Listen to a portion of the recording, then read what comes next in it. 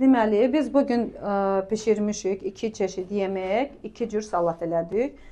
Bişirmişik nar qovurma ilə quzu şabalıtlı.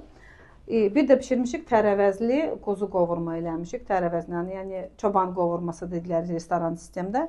Bir də 2 cür salat eləmişik. Toyuq filesini qaynatmışıq, qarğıdalı ilə, qozla, keşniş vurmuşuq, mayonezli salat. Bir də çiğ kök törqadan keçirtmişik, zirinç, şüyüt vurmuşuq, qoz vurmuşuq, yağ vurmuşuq. İndi zövqə görə kim zeytun yağı istəyir, kim duru yağ istəyir, qarğıdalı məsləhət görürəm.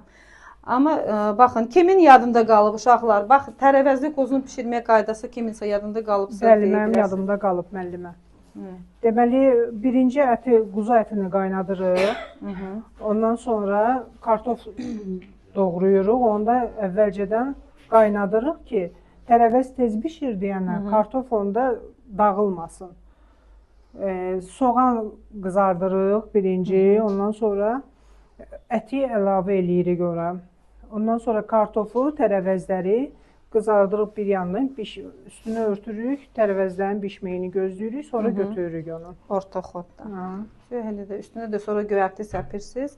Hələnin içində də quzu qovurma, nar qovurma, albalı ilə də olur. Amma biz bugün narla elədik. Birinci soğan qovurduq, quzu əti ayrı bişirdik, sonra süzdük. Müəllimə, nar qovurmanı toyuqla əvəz eləmək olar?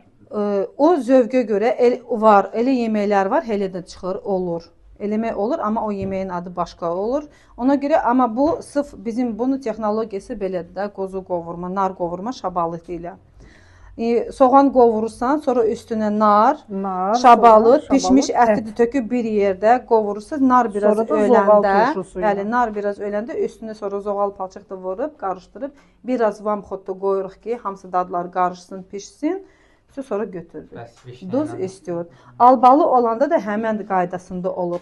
Albalı ilə pişirirsən, ona da zoğal palçıq vurulur. Həmən bu qaydada, amma şabalıtsız.